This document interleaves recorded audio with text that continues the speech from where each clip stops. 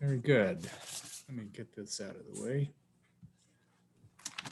So I thought I wanted to begin this session. First of all, I don't think we included how long this would be. If I recall, this is a 40 to 45 minute. Heidi, is that correct? Something along those lines. It doesn't have to go that long. It can be shorter. We'll see how this goes. I'd like to begin this session, since we don't have a large group, people who are willing to share. I'd like just a brief reason why you dialed in today, or why you clicked in today, if you don't mind that. And I'm going to go around and call on you. You're very welcome to pass, but I think that might add to the conversation today and what I'm going to be sharing. So I'm going to start with David Jansen. If you would be willing to share why you joined us today, David. Well, for a long time, the whole mess there with Israel and its occupation and its mistreatment of the Palestinians has been a grave personal concern, but it's become more personal since we started participating through a mental pen link with the Gaza YMCA staff. And we've meet twice a month with members of their staff. One is actually a board member, and for about an hour each time. And what we learn from them personally about what they're experiencing just goes right to your heart and your gut, especially after the bombing and the damage done to their property. And they're working at trying to restore and keep doing the same things the YMCAs do here all across the world: youth programs, family enrichment, recreation, art and basketball, and the whole stuff. And it's just so tragic. They're so restricted. And I mean, it's just become, knowing a few of those folks has really changed my involvement. And Jim Norton is in our link here too, as part of our group. Great. Yeah. Great. Thank you, David. Rosemarie, what brought you here today? The previous pastorate I had was with Eugene Mennonite Church in Oregon. And at that congregation, we spent some time working through the Kairos document and invited people from Palestine, the Jewish rabbis, and went through quite some study about the situation. And I've been quite in tune with it because of MCC's work up there, also in Christian Peacemaker Team's work. Especially now, because of what we get in the newspaper, it would really be nice to hear what people have to say beyond what the newspaper, because I have learned long ago that the newspaper isn't always accurate. So I'm looking forward to hearing what you have to say. Great. Thanks for joining us today. Esther, would you please share with us? I am a part of the Western District Task Force that Bob is representing today, and Kathy Neufeld is here with us today from that task force.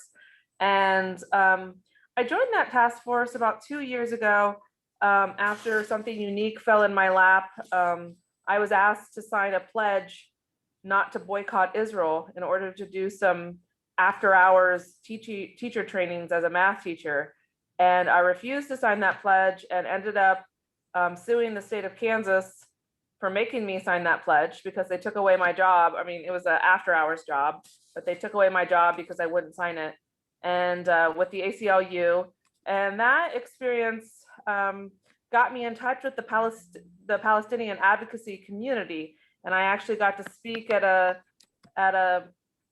convention for Palestinian justice in Atlanta a few years after that, and has just opened my eyes to the passionate work that's being done. And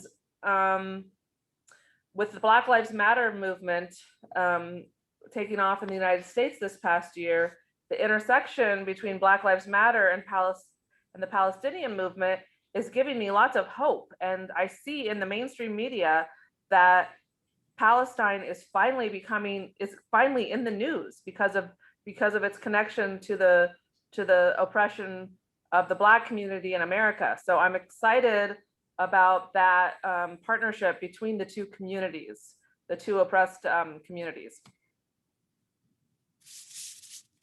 Thank you, Esther. Elvira.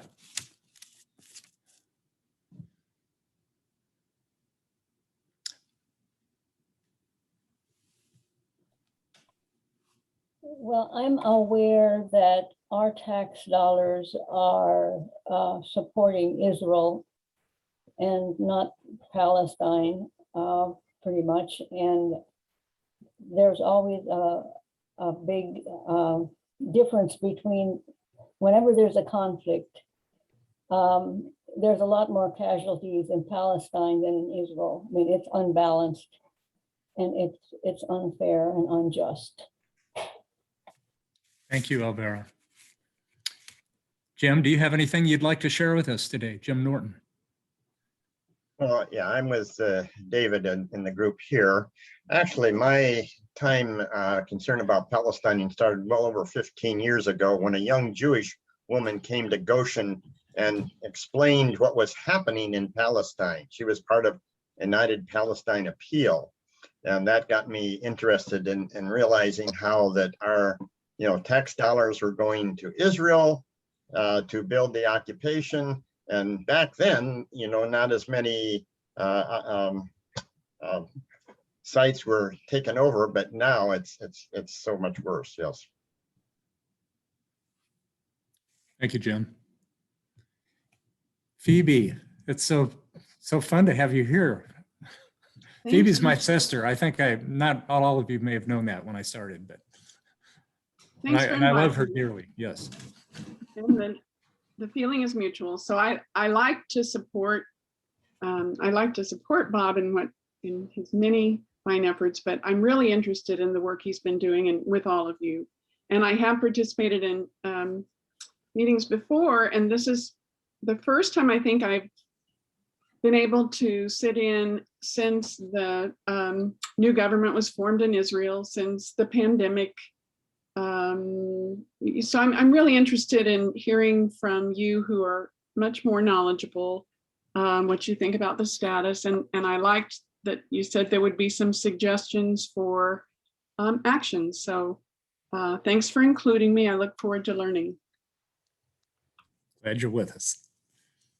Mr. Denner, glad to see you today.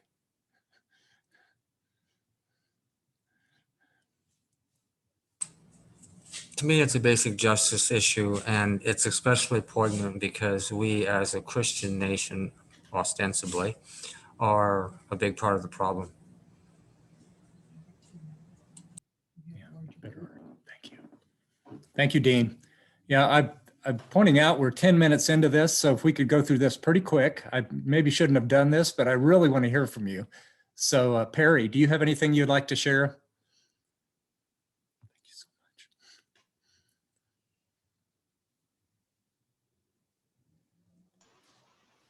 much. I'm on the Peace Witness Committee at Eden Church.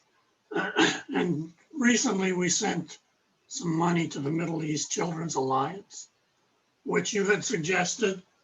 And I'm really here to learn this morning or this afternoon. Great. Thanks for being with us, Perry. Pete, it's great to see you here with us too. Yeah, I'm just here because it's a subject about which I should know more than I do.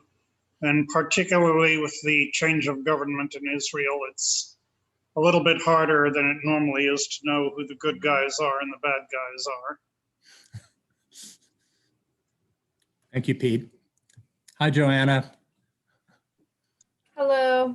I have general interest and less knowledge than I feel like I should, and I'm participating from Lawrence, and this is on Zoom, so I could be with you all. So here I am. Thanks. I'm not sure I'll get the next name right. I see Nelson as the last name. Would you like to share why you're with us today? Hi, I'm another Esther in Portland, Oregon. I started, my first advocacy was in April 2001, and I've served with 3 service projects in the West Bank. I've never been allowed to get into Gaza, and it broke my heart then, and it just doesn't end. But my congregation, Portland Mennonite, has made many attempts to be part of the Twinning Initiative, and now we're waiting for an exchange student from Gaza who will be hosted by a person in our congregation, but we're taking it on as a congregational effort to know and support her. Thank you. Thank you for your work. Thank you. Yeah. Kylie, do you have anything you would like to share? Just that I'm excited to learn from all the experience here. I'm still, I feel like the news media covers this for a while and then it goes dark a little bit. So I'm just here to learn more and to pass it on to the church there here in Dallas, Texas, Peace Mennonite. Okay, thank you. I apologize for those I'm not going to get to yet. I kind of need to get into the rest of the presentation, and hopefully throughout this we can hear more from those the rest of you who have joined. I'm so impressed with why you have joined us today, and so I'm going to go through try to share a little bit of a presentation with you this morning about how I got involved, maybe a brief history. We have a few folks that are that may not know as much about how we got to our current situation. And also going to talk about the Gaza Twinning Initiative, which you've already heard a little bit about. And then options for response to and actions that you can do, which I hope you can see in chat right now. So what's that? Heidi suggested, and if anybody wants to put a note in the chat, that would work. Yeah, and yes, and Heidi made a good suggestion in chat if you haven't seen it, which if you want to put a note in chat, I think Esther is going to help me out there and respond to any questions or things that come up during the presentation. I've also got Melissa with me. You can't see her on screen. That's my my lovely spouse who is helping me tremendously right now. So let's give this a shot. I'm going to try to share a PowerPoint with you.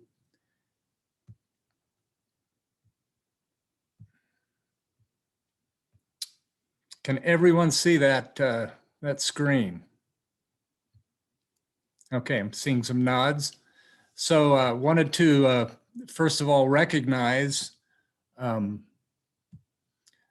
that we've got donations that can be made to Western District Conference online at minnowdc.org or by texting text assembly and give a dollar amount to 316-320-0787. You'll also find that in your chat.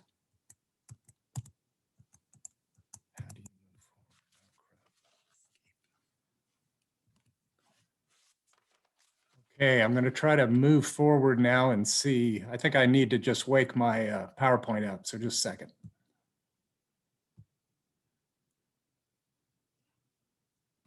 But then it's not going to be.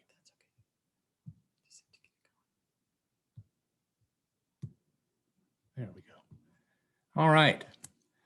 So I wanted to begin by talking about, you know, there's a lot of different reasons that I felt called to engage in peace and justice issue efforts in Palestine and Israel, and the history of colonization of that region, you know, the persecution of Jewish people culminating in the Holocaust, the continued threat of anti-Semitism, and then the use of that threat to justify the inhumane treatment of others. These are all reasons that I was drawn to this issue. And as an Anabaptist Christian, I take quite a bit of exception to the use of the Holy Scriptures to support Christian Zionism, that views that often suggest like an unquestionable support for the nation of Israel and the continued expropriation of Palestinian land, and then the accompanying apartheid system, because it may possibly encourage the second coming of Jesus. Those are things that have all drawn me to this conflict.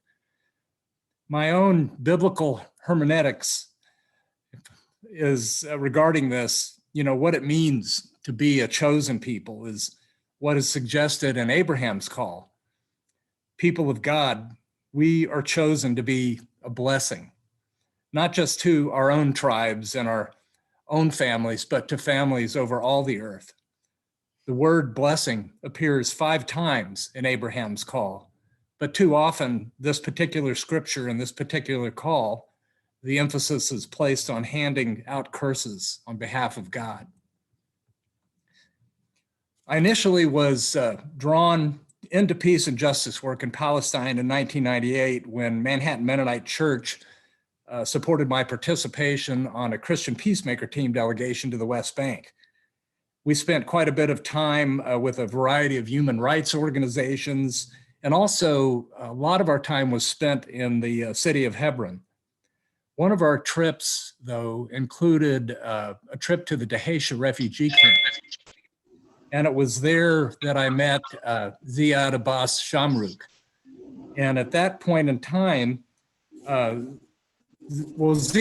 grew up in the Dheisheh camp.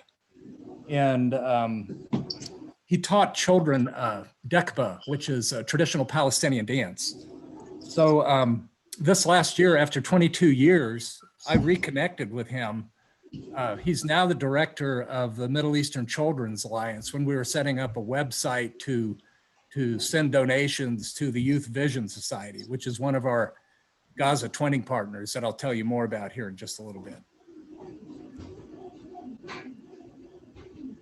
I included this slide for those who may not be familiar of the history of how we got to this point. Though some Jewish settlement occurred in Palestine prior to World War I, it was really the British colonization following the war and Ottoman rule when the League of Nations gave Britain the administrative control of Palestine. And they had that control then for about a 20-year period. And in that control, there were provisions to establish a Jewish national homeland in Palestine. So following World War II and the Holocaust, Zionism increased. And in 1948, Israel declared independence. And that's, of course, when the war broke out, which created an estimated 750,000 Palestinian refugees. So since then, we've had the 1967 Six-Day War, the Oslo Accords, intifadas, and several periodic wars in Gaza. Since the 1948 war, Palestinians have experienced 73 years of Israeli military occupation and the expropriation of Palestinian land. These maps show the progression of Palestinian land loss from the UN resolution in 1947 that granted 56% to Israel and 44% to Palestine.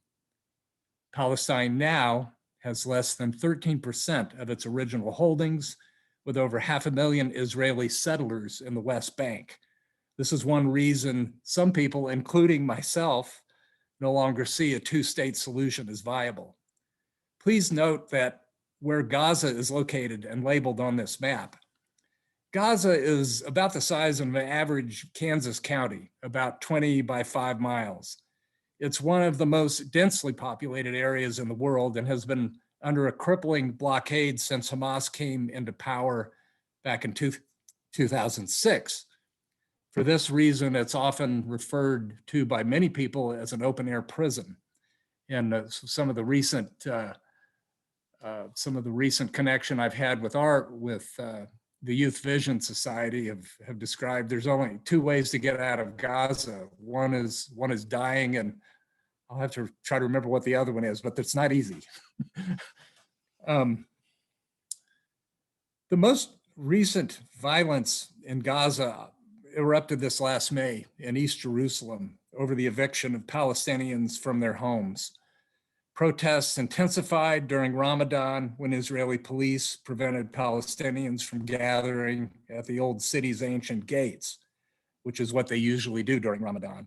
Police responded then by raiding the Al-Aqsa Mosque compound, which is probably, you all know, one of the most holy sites for Muslims in the world. Hamas then responded by firing rockets like they sometimes do, and Israel responded with these massive airstrikes. The airstrikes that Israel sent damaged 17 hospitals and clinics, destroyed the only coronavirus test laboratory, their entire sewage system, and their fresh water systems. And Tarek, my connection with Youth Vision Society, said that they were dumping raw sewage directly into the ocean for a significant period of time because of all this. In the end, 232 Gazans were dead, including 65 children, 1,760 were injured, and 50,000 were made homeless, while Israel experienced 12 deaths, including 2 children. During these airstrikes, I and other Gaza twinning people were receiving real-time videos, pictures, and stories of people killed during these airstrikes. And I'd like to share one of these with you now, but I have to give you a warning that this is terribly graphic, and some of you may want to turn off or not view this right now. This lasts for exactly 1 minute and 48 seconds. So yeah, and you can also mute. So hang on, but this is the real-time stuff that we received over WhatsApps during this last airstrike from people that we have been working with in Gaza. So hang on here. Well, I've tried to find that.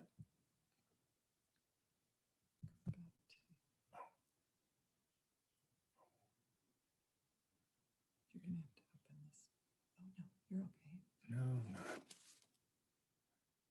Can I do that? We're not seeing the video. You're still sharing your other screen.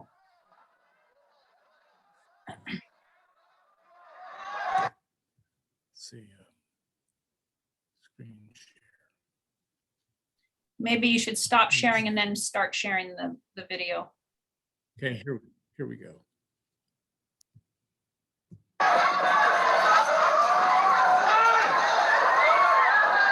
People are seeing that.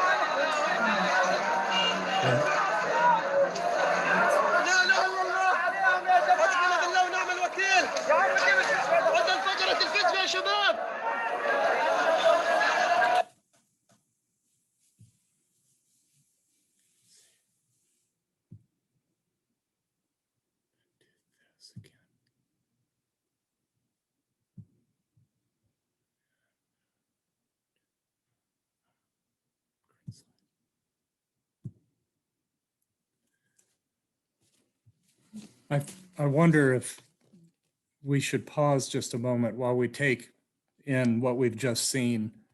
I remember when I first saw this, how emotional I was, and I am emotional right now. If you heard them saying la la la la, that's Arabic for no, no, no, no, no, no. So I would like to just offer just a brief time of silence here while we take this in before I continue.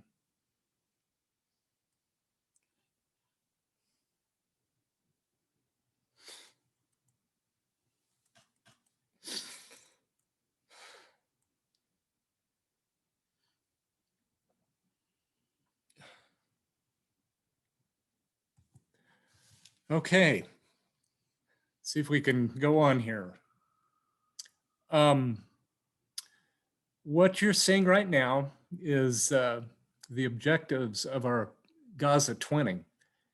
And I'm really pleased to see this in place. I didn't mention, but I also work on the steering committee with MinnoPen, which is basically just a grassroots network that we have to deal with bringing peace and justice to Palestine. But the objectives of Gaza twinning basically is to try to develop relationships with people in Gaza, to pray for each other, to tell the story like we're trying to do, and then to channel gifts and resources through common plans of action, to of course educate and discern over what we can do.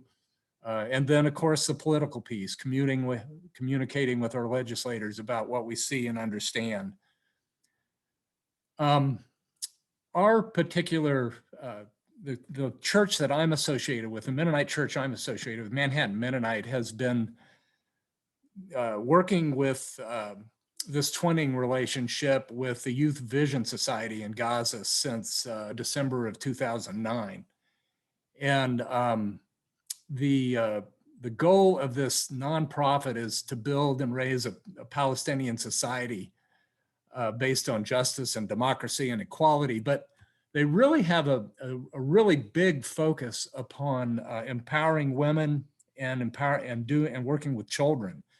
So most of the programs that I've seen that they do are really initiated with that in mind, and they have tremendous number of grants. But what we've been doing at Manhattan Mennonite, our Peace Service and Witness Committee or team, has been meeting with the Youth Vision Society, 4 p.m. Jerusalem time, which is 8 a.m. Central Time for us.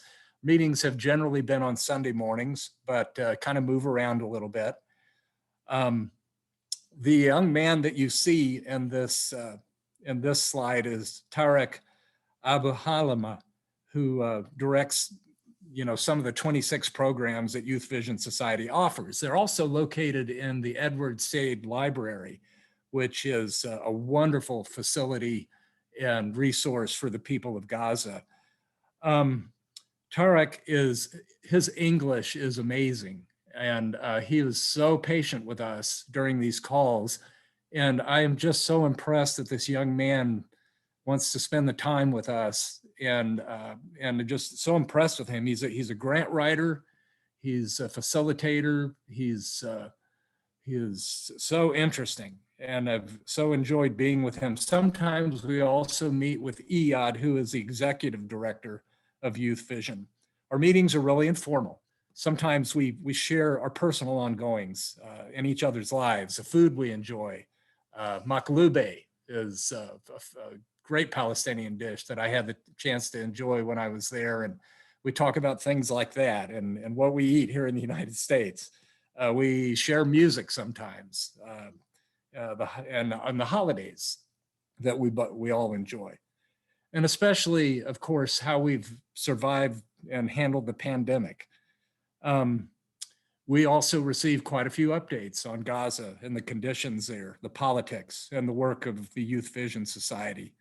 Sometimes we talk about faith, and interestingly enough, Tarek probably wouldn't mind me sharing that he's a big Richard Dawkins fan. I don't know how many of you know him or his writings. One of his books is the God Delusion. So, there's a broad variety of what people think and believe in Gaza. So it's maybe not as broad as the United States. I really don't know, but it's a more diverse place than a lot of people would think, based on the experiences I've had so far.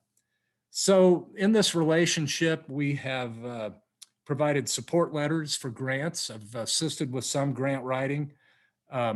We have written several to the U.S. Embassy consulate in Jerusalem, and without much success until just recently.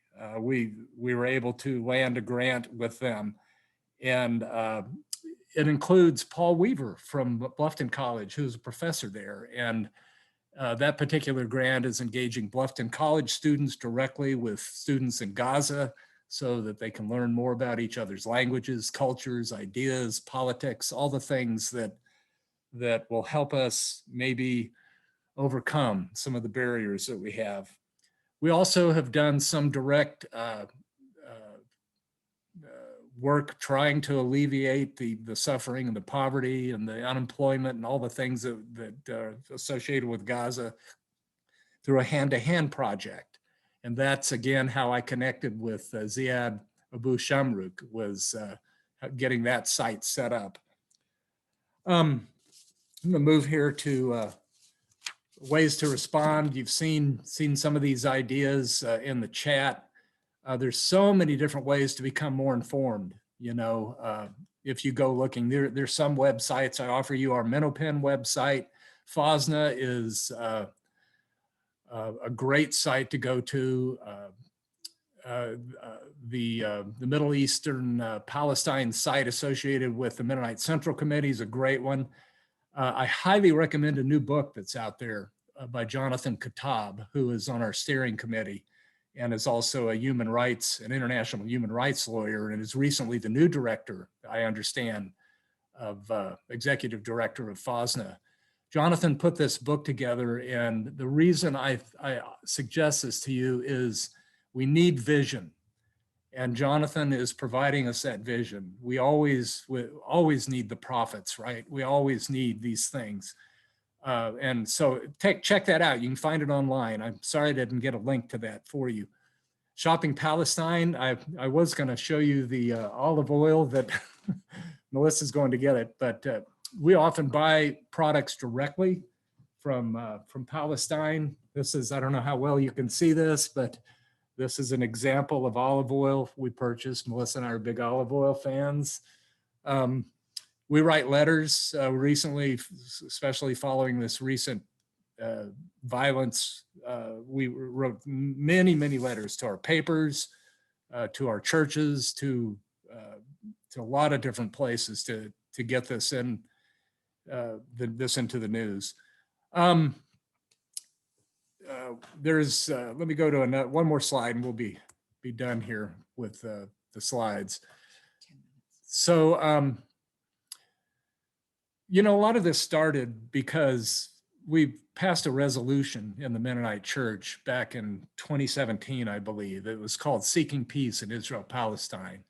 So this is our attempt at a faithful response to that resolution, which is to bring, obviously, to bring peace and justice to both Israel and to Palestine. And these are just more ways that you can think about dealing with this situation, being engaged. Again, there's the Middle Eastern Children's Alliance, which you can donate to. Check out the MCC sites. There is a great congregational study guide on Zionism that I highly recommend. I heard somebody mention Kairos Palestine.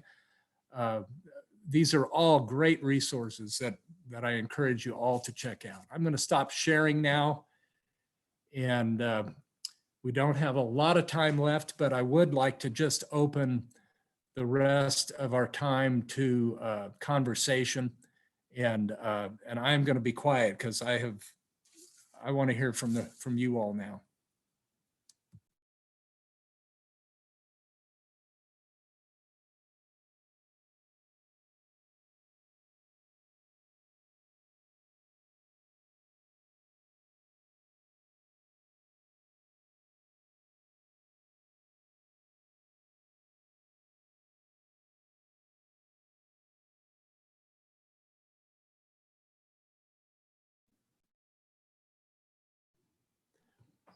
Does anyone have any questions or? Yeah, I'm going to jump in if that's all right, Robert. Please, Thank you yeah, so much. please. What a deeply personal talk he gave. And I think that's well, maybe it's not surprising coming from Mennonite focus, but it makes Gaza real. The people in Gaza are people that, you know, we should care about. That's what I heard from you so much. And, Yeah, as a UMKR member, Gaza is always one of the subjects we talk about. Maybe not enough, but we do want to end the siege. And I think that this latest assault, which you showed, that video you showed was just so emotional. And my friend, I was on another WhatsApp group, and my friend posted the video of one of the news towers coming down, and it still just like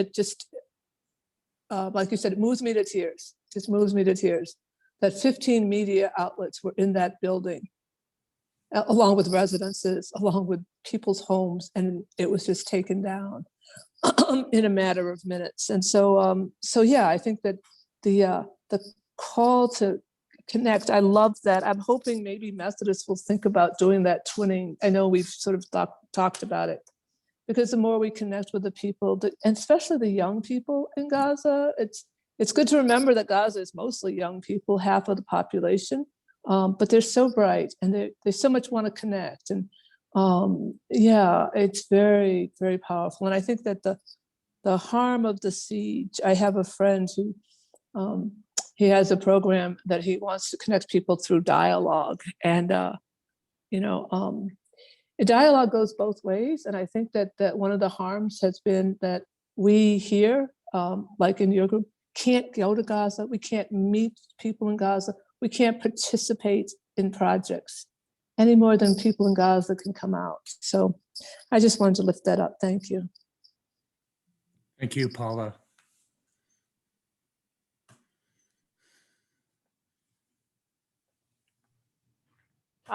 I'm so moved by your relationship with Youth Vision in Gaza. When the bombing started in May, you already had a relationship and you got firsthand news from the ground about what was happening there and could fill us in on this side. So those kind of relationships don't happen overnight. And it's neat that you already had that established. What should churches do that are, yeah, somebody in the chat is asking the same question. What's the first step to get your church involved in the Gaza Twinning Initiative? You know, as much as I prepared for this event, I forgot to get the direct link. Let me see if I can somehow find that. You could ask Esther. Yeah, Esther, do you know Joe Rose's email? It's as simple as that. He is our chair of Minopen, and you can Google this. You can Google Minopen, and you'll find the Gaza Initiative. And I think I've listed the Minopen site. I'll look for Joe's email in my email. 1 second. Okay, thank you. So all you have to do is send Joe an email and say, I'm interested in twinning with somebody in Gaza, and he can get you set up. So it's not a very complicated process. We are right now considering trying to employ somebody there who can help us connect a little bit better than we are right now, because it's that might be one of the challenges. Is we've got YMCA, we've got Youth Vision Society, and a couple others, but we need more people there. So we're contemplating right now how to create maybe an employment situation that'll help facilitate that.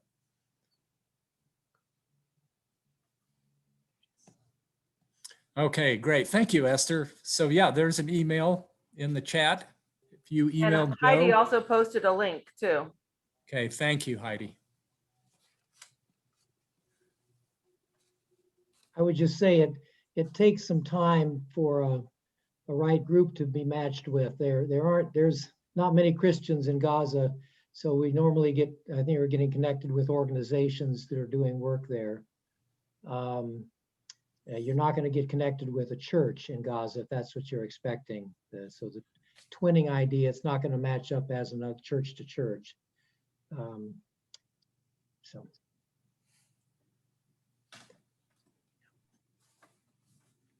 Thank you, David.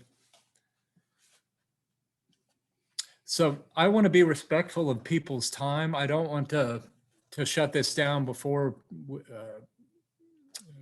prematurely, but I do also want to be respectful for. So I would like to just ask if there's anything else anyone would like to share before we work toward closing down our session today.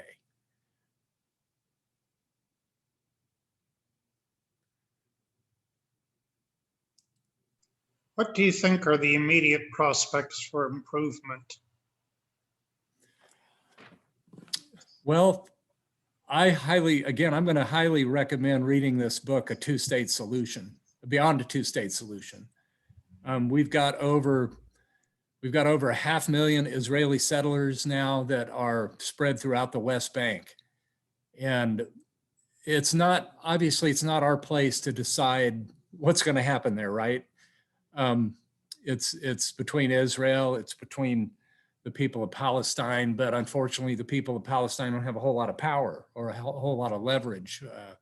And of course, there's few people that think of something beyond a two-state solution as being even, how would you do that? So Jonathan Katab has made some suggestions about how that could happen. And so I think the way forward is to continue what we're doing here and to continue thinking beyond Oslo, which has not worked for anybody, and thinking beyond the rhetoric that comes out on both sides, and thinking beyond Hamas is exclusively as a terrorist organization. At some point, we've got to talk to people, and from my perspective, killing 65 children is no less an act of terrorism than what I've seen from the Hamas side. It's just how we want to talk about and who's in power. So I highly recommend thinking in terms of beyond what the two-state solution for a lot of people has become a way to allow Israel to expropriate more land and continue with an apartheid system.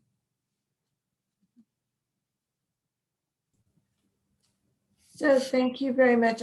I'm curious what your suggestions would be for us in our country as opposed to Israel Palestine. Where would be the organizations here that are working towards trying to create trying to get the United States to actually do something to lessen the situation rather than exacerbate it, if that makes sense to you? I mean, yeah, it does. There's so many. You heard me mention FOSNA. FOSNA is also linked in our box or in our chat.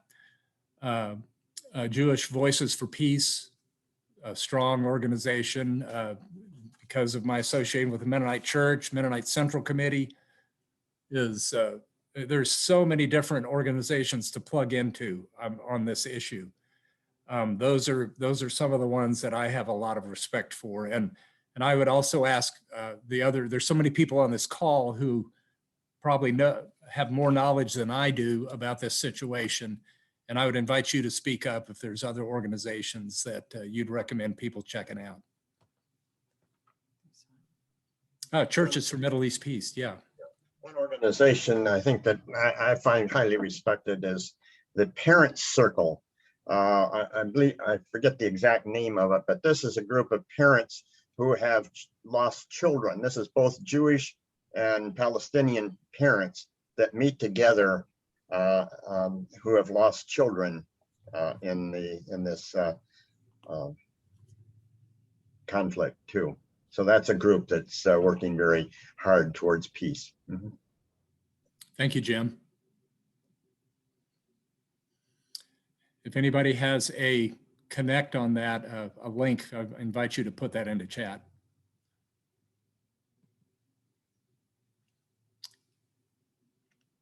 Again, I want to be respectful of time. And maybe one more final comment or closing? Anybody have anything they want to share?